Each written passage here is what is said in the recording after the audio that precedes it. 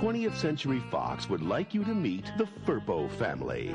Dave. Once released from this prison, I, much like my reptilian brother, the pterodactyl, shall fly high above my problems. Alvin. Excuse me.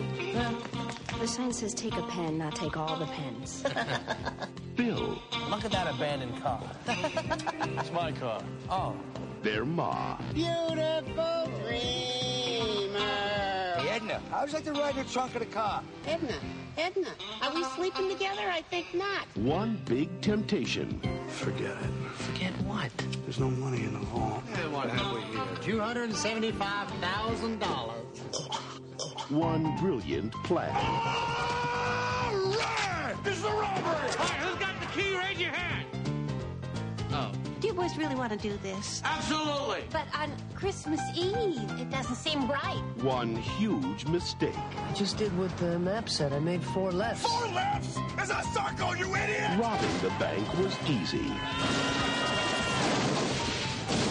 Oh my God, are you okay? Well, we're not dead, if that's what you mean. Why don't you come join my family and me for a wonderful Christmas dinner by the fire? But surviving the nicest little town in the world, Here we are. that's the hard part. Come on in. I just robbed these people. I don't want to get to know them, all right? If you don't give me that money, I'm going to throw your mother out the window. All right. Love you too. Do you need any money? No, we've taken more than our share already. 20th Century Fox presents the story of 3 brothers looking to get out of paradise Is there a bus or a train? any way they can.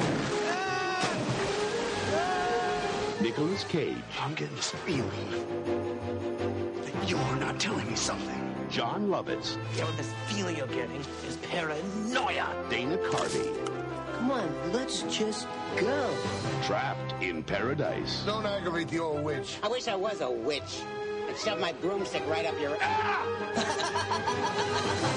Hello and welcome to The Complete Works, an in-depth look into the career and filmography of Nicolas Cage. My name is Mike Smith, and joining me on this journey into the depths of true Cagedom is my friend, co-host, and fellow Cageaholic, Mike DeCriscio. How you doing today, Mike? Good. I'm tentatively pretty nervous about this episode. You're not quite sure how this is going to go. I mean, we might not have that much to say about this one, but we'll get to that. This might set the record for shortest episode. It's possible. I feel like we've been saying that a lot recently, and we usually get out to an okay length, but We'll see what happens. Today we're going to be wrapping up Nicolas Cage's 1994 with a look at Trapped in Paradise, a Christmas-themed crime comedy starring Nicolas Cage in the lead role alongside John Lovitz and Dana Carvey.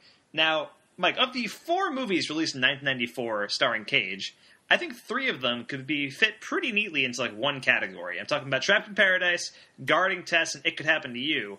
They all feel like kind of incredibly safe, feel-good movies that do very little to challenge the audience. Yeah, I would agree with that. Yeah, and that's fine.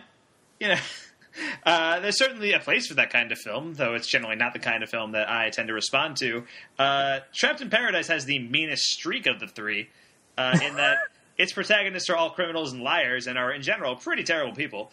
Yeah, I think it's an interesting, weird... it seems like a Cage having to pay his dues for the last couple movies which we reviewed, which were these weird art house neo-noir Western stuff that we kind of praised him for taking these weird movies and doing them. Right. And then 1994 happens and he's romantic lead guy.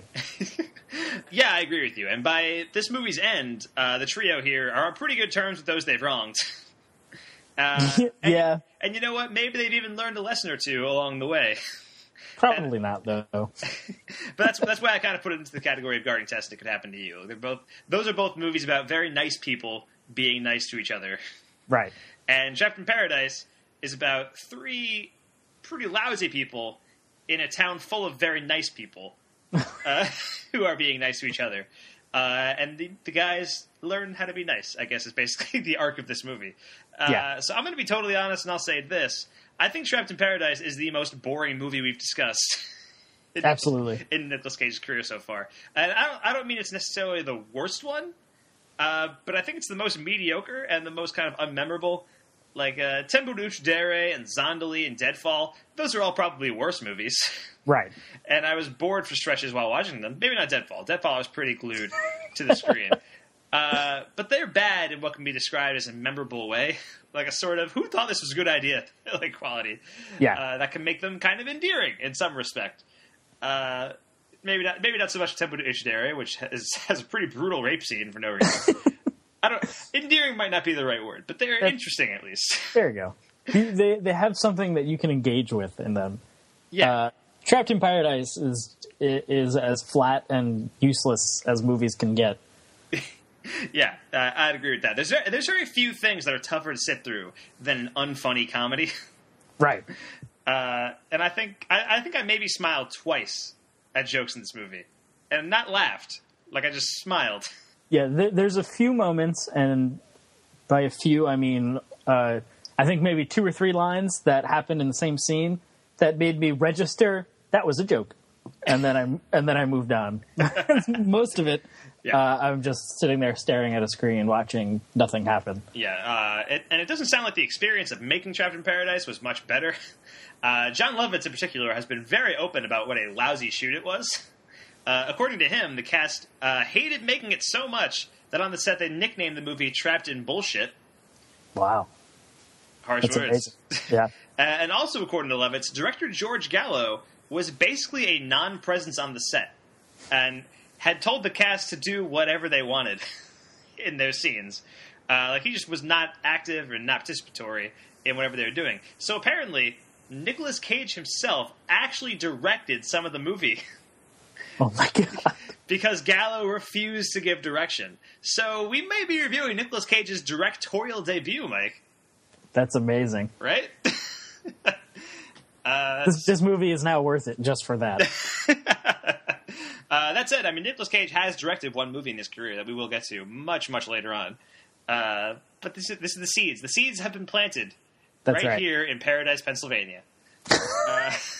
The IMDb plot synopsis for Trapped in Paradise reads, residents of a friendly Pennsylvania town foil 3 brothers' plan to rob a bank on Christmas Eve. Which is... What more could you ask for from protagonists? These guys who were supposed to like and follow throughout the film, robbing a bank on Christmas Eve. Yep. In a friendly Pennsylvania town. Trapped in Paradise was written and directed by George Gallo, best known at the time as the writer of Midnight Run. He later went on to develop the story for Michael Bay's Bad Boys. He did uncredited script work on Analyze This, and he directed the 2010 drama Middlemen, starring Luke Wilson. Do you remember Middlemen, Mike? I feel like I don't know. I vaguely remember. I never saw it, but I vaguely remember the trailers when that came out. That was the movie about Luke Wilson getting caught in like a porn ring or something. It had something to do with porn. Oh God, that's the best thing I've ever heard. Most recently, he directed 2012's Columbus Circle, which is a thriller starring Selma Blair and Giovanni Ribisi. This film, Trapped in Paradise, stars Nicolas Cage as Bill Firpo, alongside John Lovitz as Dave Firpo and Dana Carvey as Alvin Firpo. It also stars Maidkin Amick from Twin Peaks. Mike, we were just talking about this. I just started watching Twin Peaks, and I'll probably talk about this on the FilmBook cast. But I just finished season 1, and it is aces. I'm a big fan. And I think Maidkin Amick is a really good part of that show too. So I was kind of excited to see her here. She's given nothing to do, but she's good. It's cool to see her here. Florence Stanley, Donald Moffat, Angela Patton. Angela Patton was the innkeeper from Groundhog Day, by the way. Just thought I'd throw that out there. Vic Manny, John Ashton, Sam McCann, and Richard Jenkins is in this movie. So It Could Happen to You reunion happening here. So 2 movies in a row. Nicolas Cage and Richard Jenkins are in the same movie. If I asked you, Mike, in 1994, which movie were Nicolas Cage and Richard Jenkins in together? You could say, I know 2 movies. 2 of them. I think we just figured out True Detective Season 3, though. Nicolas Cage and Richard Jenkins. I would watch the shit of that. That would be awesome. And the movie made about $6 million in the theater. I was not able to find the budget, but I think it can be safe to say it was probably a bomb. And it holds a 10% of Rotten Tomatoes. It was not well received. So, Mike, I think the first thing I wanted to say about this movie, my first note that I took about this movie is even before I started watching it, I glanced down at the Netflix disc runtime thing, and it said 111 minutes. and my first note is 111 minutes with a bunch of question marks, exclamation points. Yep. Why? How could this possibly sustain 111 minutes? Like, I knew this was supposed to be bad. Like, I was already preparing for the worst here. And, you know, I go in with an open mind. I try to, you know, be open about whatever I'm watching. But, you know, this seemed like a pretty straightforward Christmas comedy. It could have easily been like 85. Right. And then as soon as I started the movie, I was like, yeah, this can't be 111 minutes. And then it was. It was 111 minutes. Yeah, the first note I have, well, I mean, the actual first note I wrote down is, well, at least Mad Shinamic is in this, because we had kind of discussed that this is supposed to be a terrible movie. But my first thought was, the only thing worse than watching a Christmas movie in August is watching a bad Christmas movie in August. So I wasn't going in, I guess, with an open mind. Okay, fair. But it lived up to all of my worst expectations. This is, as we kind of already mentioned. Yeah, this is a rough watch. This is a really rough watch. Now, before we get into any of the mechanics of the plot or any of the characters and stuff, I do want to say that usually we have to note whatever voice Nicolas Cage is using in a movie. Right? Like that's basically like a second segment on the show. Right. Is what's the voice that Cage is using now? And I think in this movie it is a little weird because he kind of slips in and out of a Boston accent for some reason. Right, even though they're supposed to be from Brooklyn, I think. Yeah, they're supposed to be from New York, but he keeps like dropping his R's as if he's from Boston. But it's only some of the time though. Yeah, like, it only happens in some scenes. So I do want to mention that, but really, we have to talk about Dana Carvey's voice in this movie because holy shit. I don't understand. It's the fact that when you say, the director was never present, it all comes into focus. It definitely reads. It feels like, Dana Carvey just like knew this movie was going to be shit and was like, I'm just going to do a goofy voice. He's doing like this nasally, like congested voice, but it's kind of like really high pitched. Yeah, he's one step away from. Am I not turtly enough from the Turtle Club? Yeah, this is pre-turtle. This is pre-turtly Dana Carvey. The turtle era of Dana Carvey. Yeah, he's one step away from that kind of voice, though. It's bizarre. And it's the whole movie. Like, the Turtle Club's only one scene in Master of Disguise, which is a bad movie, too. But at least that movie has a variety of bad voices that Carvey gets to use. And a couple of good ones, because Carvey's a great impressionist, and sometimes he does impressions in that movie. Yeah. But, like, at least the Turtle Club thing is only one scene. This is the entire movie with this grating, horrible voice. Yep. Dana Carvey's using. And it's as soon as that came on screen, I was like, oh man, this is going to be a rough watch. Like this, like my note is like, so this is going to be the whole movie, huh? That's also my note. This is the character choice that you're going with? It was, oh God, please no. Will he talk like this the whole movie? So that was rough. That is a rough part of this movie. So, I mean, of the trio here, like, what did you think of their chemistry together? Did you think they were good? Did you think these guys were convincing as brothers, perhaps? I don't know if we could read that deeply into this movie.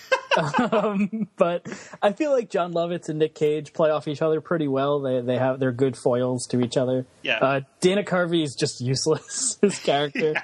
But in some weird way, he's like the impetus for the whole plot. And I don't know. It's weird and interesting in how bad it is.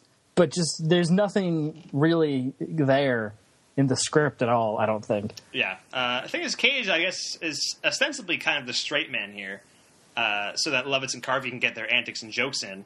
Right. The problem is, there's no jokes, and very few antics. And the movie also gets like weirdly serious for long stretches, and like there's a lot of very slow parts of the movie. There'll be like a car chase, or like one of the characters will almost drown in the river. Right. And it's like, this should be like a pretty lighthearted, goofy comedy. And, I don't know what I was expecting out of this. Like, obviously, I think they were going for like a family-friendly film. I think? Sort of. It's a very sanitized movie. Yeah. Or, if they wanted to go darker, they should have gone darker. I think this movie would have been a lot better if it was a lot darker. Like, if it... imagine, like, it really went all the way to paint Cage, Lovitz, and Carvey as these reprehensible criminals, right? Okay. Like, if they were truly the worst of the worst, like bad people, the Suicide Squad, if you will, of There's some kind of bank robbing squad. Yeah. But the town surrounding them is the nicest town in the world, right? Like the nicest people in the world. And like this movie has them as criminals, kind of like redemptive criminals. Yeah. With like a nice town, and so the town kind of convinces them to be nice throughout the movie, and that's the arc. But it would have been a lot funnier if they didn't change at all. If they were much worse bad guys, and their antics were constantly just wreaking havoc upon that town in the worst possible ways. I'm thinking of something like In Bruges, which is a movie that has a very similar plot to this. With two criminals trapped in a snowy town. You're very right. So it's, I feel like there's a lot more you can do with this premise that can get to a lot darker places and a lot more interesting places. That's kind of like sanitized and sanded down for what is ostensibly like, it seems like a very family-friendly film to me. But at the same time, it's a movie about like bank robbers who are causing crimes, and like there's definitely cursing in this movie, right? Like I've definitely felt like they were swearing. But I mean, what did you think of Cage in this movie? How did you think Cage came off in this movie on his own? I think his performance or his character? His performances, either one. Either way. I think his performance is okay. He's not doing anything that we haven't seen before. That's the thing. We're given a lot of exasperated Cage. Yeah, he is. There's a lot of yelling and silly, over-the-top stuff that Cage is doing. Yes. And it definitely reads like, he has a lot of odd line readings in this movie. Yeah, absolutely. And those are at least fun. And they seem like the work of a man who did not give a shit. And figured he might as well enjoy himself, doing these goofy lines while on the set of this horrible movie. My favorite is when he's yelling at his brother, and he's like, it's this very quiet line. He's like sitting in the car. John Lovitz is outside the car. Cage doing this very quiet line, and he's like, "Because I know you, man, and I know you, and you're doing this, and you've got this who me expression on your face." Yep. I know how your mind works. You know exactly what you're doing, and the whole time you stand there with this who me expression on your face. That's the exact note that's the line that made me write down Cage is reading every line so weirdly. It was such a weirdly emphasized line. Yeah. And there's a lot of that. There's a scene early on when he first gets Dana Carvey and John Lovitz out of the jail, and Dana Carvey's like, "Oh, can we go to the circus or something?" And Nick Cage's like, "Oh, you want to go to the circus? You want to get some balloons? You want to get some ice cream?" Yeah, he does a lot of weird, silly Cage line readings, which, I mean, I'm glad happened, because otherwise this movie would be totally dead. Yeah, it would be completely unwatchable. Yeah. The movie comes to life a little bit, while Cage is clearly just goofing around. And right. This movie definitely feels like these three actors just being, like, dumb idiots together because they got nothing else to do, and someone happened to be making a movie while they were there. But I think, we're given a lot of exasperated Cage, and we've seen that used before to great comedic effect, like in Honeymoon in Vegas, right. Raising Arizona. Even Valley Girl. Even Valley Girl has some exasperated Cage, sure. But, I feel like there's nothing here to hang on. Like, he's just kind of, he's reacting to Lovitz and Carvey, but Lovitz and Carvey aren't being that funny, and they're not even being that outrageous. It's annoying. I did want to bring this up. This is past the realm of unbelievability to me. When they're robbing the bank, Cage goes into the vault, and this local family-owned bank has laser beam security. That's where you draw the line. Did that not bug you? I mean, I guess you're right. I don't think I was that invested in the film. And I was just like, yeah, sure. My suspension of disbelief drew the line there. I think that's another thing, though. This movie feels so much like, yeah, sure, was its attitude for so much of the plot. There's so many things where, like, it feels like stuff happens because it's a movie. Like, and I don't mean like suspension of disbelief. I mean like yeah, this is what happens in movies, so they fall in love. Yeah, they're redeemed because it's a movie, and like all this weird stuff happens like that throughout the whole plot. And they have laser beam alarms because they're a bank vault. Like it doesn't make sense at all. This elderly couple owns this bank. They wouldn't be able to work a computer. Like I also love that the I can't think of the term, like armored truck guys come to make this giant cash deposit, and they announce how much it is at the middle. Here's $250,000 right in the lobby of the bank. And they're basically giving them sacks with dollar signs on it. Like, perfect for a criminal to steal. Yeah. There's just a lot of silliness like that. Yeah. But it doesn't come off as funny, silly, like wink, wink, this is a movie meta thing. Yeah, it comes off as just very lazy. Yeah, exactly. And here's the thing. Like, I like all three of these guys, right? Like, I like Cage, obviously. We have a whole podcast dedicated to him. Right. I think in theory, this should be a great movie. Maybe not even great, but like it should be watchable. Like, right. Yeah. You know, and I like Lovitz and Carvey on SNL. Their movie careers are pretty rough. Like, for the both of them. I think Lovitz has done a lot of good TV work, and Carvey's a great stand-up, and like I love Wayne's World and Wayne's World 2. They're great. Right. But like I think both of their worst tendencies are kind of filtered through this toothless, feel-good, sentimental ball of nonsense that this movie offers. I was not a fan. And here's the thing: I'm going to be completely honest. And I was watching it, and normally I have very rapt attention for whatever I'm watching. Like, regardless if I'm watching it for a podcast, like I just sit down and I watch whatever, and I ignore other stuff. I ignore my phone and stuff like that. About an hour and 15 minutes in this movie, like without even thinking about it, I started taking my phone out, and I started like absentmindedly doing other things while I was watching this movie. Yeah. And like it was that boring. Like I'm usually so attuned to whatever I'm watching, no matter how boring it is, and I could not do it for this one. So now I've got thousands more songs on Amazon Prime in my Amazon Prime playlist. So thanks, Trapped in Paradise. So at least some good came out of this movie. Exactly. Yeah, I'm definitely guilty of that for this movie as well. Yeah. It was just like, I'm done. I'm over it. Yeah, so if you look at my notes, like there's a lot of stuff about like the first hour and a half, and then like the last like half hour. It's just like, oh, yeah, I guess Cage is dating Macon Emick now. Yeah, like sure, I guess. Because it's a movie. Yeah. And her character is very underused, but like she's good and she's fine like in the role. I really wish she had more to do or was a bigger presence in the movie. Right. I mean, that's partially just because I liked her a lot in Twin Peaks. But you know, like every other character besides Cage, Lovitz, and Carvey don't really get that much to do. Like they're all just kind of hanging out, waiting for Cage, Lovitz, and Carvey to show up, and then then they show up, getting semantics, and they leave. Right. Yeah, this film it feels like it was trying to do the Blues Brothers like situation where it's incredibly over the top, crazy police, FBI, criminals, like every plot point is converging in this tiny little local thing. Yeah, but it goes nowhere. Yeah, and in Blues Brothers, like at least it's a joke, right? Right. That's what I mean. That's what I mean. This movie takes all that stuff pretty seriously. And Richard Jenkins is in a different movie, right? Like, right. Like he's in a pretty serious cop drama. Yeah, no one told him what was happening. Although, I guess, to be fair, the director was never there. So that's true. So probably literally no one told him. Cage directing the movie never told him what was happening. Exactly.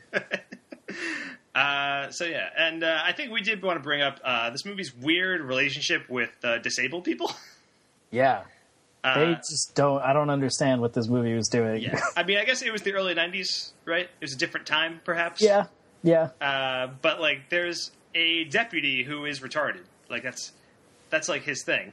Yeah. In the movie, that's the whole joke. And it doesn't make any sense. They mention it early on. Or he shows up and does, like, a dumb thing. Right. And then John Lovett's like, hey, that guy's retarded. And then everybody laughs. Right. Something, right? Yeah, pretty much. The deputy is there, and the only 2 or 3 scenes that he's in that I remember, because by the time the movie is happening, I'm out of it at this point. At the end, there's 2 or 3 scenes that he has a line and says some stuff or does things, and it's purely to show off that he's mentally handicapped, and then the whole room laughs at him.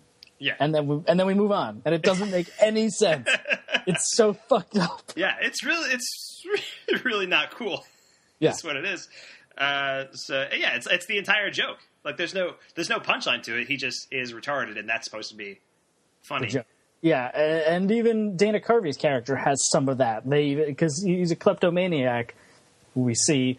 But the way the brothers respond to acts towards him is effectively them making the same joke that they make about the deputy of like, oh, look how dumb he is. Yeah. And then finger guns, and it doesn't make any sense. It's bizarre. I don't know. All right. Is there anything else in this movie that you wanted to talk about, Mike? Well, I mean, I guess it sort of ties into the whole thing. Like, it's oddly a mean, weird movie. Yeah. Where Nicolas Cage is presented. He's the first character we see, and he like finds this wallet, and it's like got $1 bajillion in it or whatever. I don't know, $800. $800, yeah. Yeah. And he almost steals it, but then he sees there's a picture of a wife and kids in the wallet, and he feels bad, so he doesn't steal it. Yeah. So he's presented as somebody with morals, but then as soon as we see him fake the cop out when they trying to get busted for shoplifting in the beginning, and so like he's clearly got some criminal experience or whatever, but he's presented as the straight man with morals, and then he just jumps right into robbing this bank. Yeah, he's the one who suggests it. Exactly. It doesn't make sense. Yeah. The movie has no logic. Yeah. That was definitely odd. It has no character consistency for Cage in that regard. I guess there's character consistency for Lovitz and Carvey, if only because Lovitz is portrayed as a slimeball throughout the film. Yeah, they're assholes the whole time. Yeah, so. And Carvey is an idiot throughout the movie. That's like his thing. Yeah. He's just talking in a really high-pitched voice, like, I'm Dana Carvey, and like that's kind of it. That's kind of the voice that he's using throughout this movie, and it's like no person talks like that. Like, why would you? I don't know. Yeah. Like that's the kind of voice that can be funny in like a 3-minute SNL sketch, right? It does not work for a 111-minute movie. Maybe it would even be funny in an 85-minute movie. Maybe it would be a stretch. Yeah. But yeah, no, it does not work here. All right, I mean, Trapped in Paradise, it's bad, right? Like, it's bad. That's the conclusion that we came to. Pretty much. But of the feel-good Cage movies of '94, Guarding Tess, It Could Happen to You, Trapped in Paradise, where do you think this ranks? Last? Yeah, I would also agree. I'd put Guarding Tess first just because of the last half hour. Which is so fucking bizarre and bonkers. Yeah, it elevates that film, I think. Although I think in a review I said that I hated it, but now thinking back on it, it's kind of hilarious. Turn it. That happened. Yeah. All right, yeah, Trapped in Paradise is bad. Let's get into some Netflix reviews, Mike. Oh, wow. I forgot about that, and I'm really excited for this. I feel like you always forget that we do these Netflix reviews, and then every time I'm like, that's they're still a new thing. Yeah. We've been doing it for like 10 episodes. Look, maybe I just like surprises. You don't know. Fair. All right. Yeah, we got a few reviews here. Here's a 2-star review of Trapped in Paradise. This has been one of the best comedies I have personally seen. Okay, what? Yeah. It is one of the rare films I watch again and again. However, watching it the first time in the movie theater, I was the only person laughing at the majority of the scenes. Therefore, I would conclude that it is not the quote-unquote typical comedy that most people enjoy, but rather a sophisticated one for its use of cleverness. No matter how much I enjoy the movie, most other people probably won't like it. So that's one interpretation. It might have been too clever for us, Mike. And they gave it 2 stars? Yeah. I just want to clarify. Yeah, they gave it a 2-star review, and then went on to say it was one of the best comedies they've ever seen. So that's odd. It's a bold strategy, Cobb. Yeah, let's see how it works out for them. Here's a 4-star review of Trapped in Paradise. I loved this movie. Cage, Lovitz, and Carvey are all hilarious. This movie is supposed to be a comedy, but at the end, it turns out to be a very heartwarming story. I watch this movie whenever I get a chance. The 15 minutes with the bank heist are the funniest 15 minutes I've ever seen that deal with a bank heist. That's so specific. To be fair, though, I do echo their sentiment that the bank heist is the only funny scene in the movie. Okay. Yeah, we didn't really talk about the bank heist, but I mean, you enjoyed that scene? Yeah, if only because for John Lovitz being the only one left with the bank, and he's like having them sing a weird song, and then he's doing the yoga stuff with them. Yeah. I don't know why, but that was the only thing that was like, that's a pretty clever joke. And then, that was all. A sophisticated use of cleverness, one might say. That's correct. 2 stars. Yeah, well, here's another 2-star review. The world is full of horrible problems and glorious solution. One of the horrible problems is people in Hollywood and New York and Atlanta sucking up your wealth by claiming to offer glorious solutions. Some films earn that wealth by inspiring the rest of us to value our inherent wealth, but this film defrauds. I don't know what that means. Somebody just read some Karl Marx, and they had to let it out on the Netflix reviews for this movie. One of the most perplexing reviews I've ever seen. Here's another 2-star review. Meh. It's one of those movies that isn't as funny as the poster would lead you to believe. The poster, by the way, is Nicolas Cage, John Lovitz, and Dana Carvey in a snow globe that says paradise on it. It says trapped in paradise, because they're trapped in paradise. The snow globe is the paradise.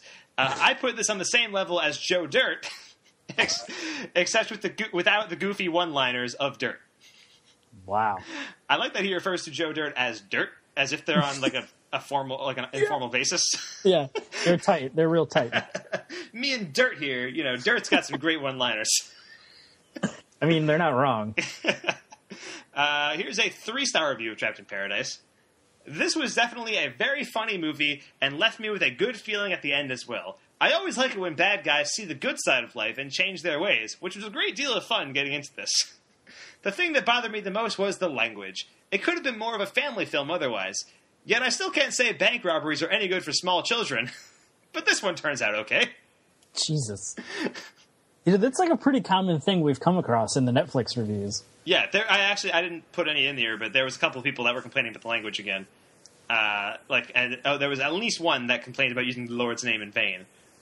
I think that was the same person that reviewed Guarding Test. There's a couple of those in Guarding Test, yeah. Maybe there's a Catholic-based Nicolas Cage podcast that's going around. That's the most likely solution. That's the only logical explanation. Yep. All right, I have 2 more reviews here, and they're both 1-star reviews. I think cleaning my litter box is less odious than sitting through this stinker. Wow. Watching Dana Carvey acting like a child is not comedy. It's irritating. I gave this celluloid turd a good 10 minutes of my time before I hit eject and decided the litter box needed changing. I expected better from Nicolas Cage. Who wrote the script? Possibly an 8-year-old child from Iowa? Whoa. Do not waste your time. So, I enjoy that he mentions that he thinks cleaning his litter box would be less odious than sitting through the stinker, and then said after 10 minutes he went to go change his litter box instead. At least he committed to the joke. Yeah, thereby proving his point. Also, what does he have against 8-year-old children from Iowa? I don't know, but I appreciate the shade thrown at Iowa. That was wonderful. Yeah, and finally, 1-star review. Wow. I am absolutely floored by the number of people who found this movie funny. And even more so by some who credit it as a sophisticated work with solid writing. He must have read one of the previous reviews. Must have. I've sat through some really bad movies, but I couldn't lose another second of my life and ran to hit stop. In all fairness, I've never been much of a fan of Lovitz or Carvey, but I can usually get a few chuckles when I watch either. This was quite possibly the worst waste of film I've ever seen. It was painful. I wanted to gouge my eyes out with a dull spoon to end the misery. That's a really dark turn. I wish I could give it less than 1 star. Yeah. Oh, my God. So this movie is forcing people to change their litter boxes and inflict bodily harm upon themselves. Yep. With a dull spoon. So that is Trapped in Paradise. Once again, Mike, not a fan. No, not even close. I was also not a fan of Trapped in Paradise. Mike, I think that about wraps it up for today. Where can we find you online this week? You can find me at twitter.com/mdfilmblog. And if you like Dungeons & Dragons, my friends and I post our games at youtube.com/geonerd79. And you can find me online at twitter.com/msmithfilmblog and all of my podcasts at filmbook.com. Thank you so much for listening to The Complete Works. I'm Mike Smith. That's Mike DeCriscio. If you're listening to this review via our podcast and iTunes, please subscribe to the podcast, rate it, and take a moment to give us a review. Help support this podcast and FilmBook by taking part in our Patreon campaign. You can find our Patreon campaign page at patreon.com/filmbook. Any feedback, compliments, topic discussions, and even hate mail can be sent directly to podcast@filmbook.com. Please list the podcast you're emailing about in the title of your email, because we produce so many different ones, hard to keep track. We would love to hear from you. Join us in 2 weeks, where we'll be discussing Nicolas Cage in 1995's Kiss of Death, which looks pretty cool, and will reunite Cage with his Amos and Andrew co-star Samuel L. Jackson. Yeah, I'm actually really excited for that. Yeah, that looks pretty cool. Like, it's cool, noirish kind of feel. I'm excited about that. And then check out this week's Film Bookcast, where we're going to be discussing Don't Breathe, the new film from director Fede Alvarez, which looks pretty great. Have you seen anything about Don't Breathe yet, Mike? No, I haven't seen anything, and I'm actually pretty pumped.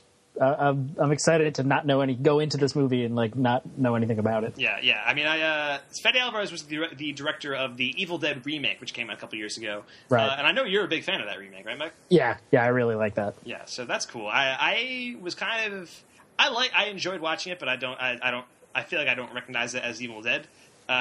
It's not what my vision of Evil Dead should be. But it's a solid horror movie. It's just not. I feel like if it wasn't called Evil Dead, I might like it a lot more. And it didn't have the callbacks to Evil Dead. But Fede Alvarez is a good director, and I think Don't Breathe looks amazing. I've seen the trailer for this a couple times because I went to go see horror movies recently, and it looks really good. And I'm not even going to say who it stars or anything like that because I don't think you know. So it's just really exciting. It looks really cool. So that's what we'll be talking about next week. Thanks so much for listening, guys, and thanks for getting into Cage.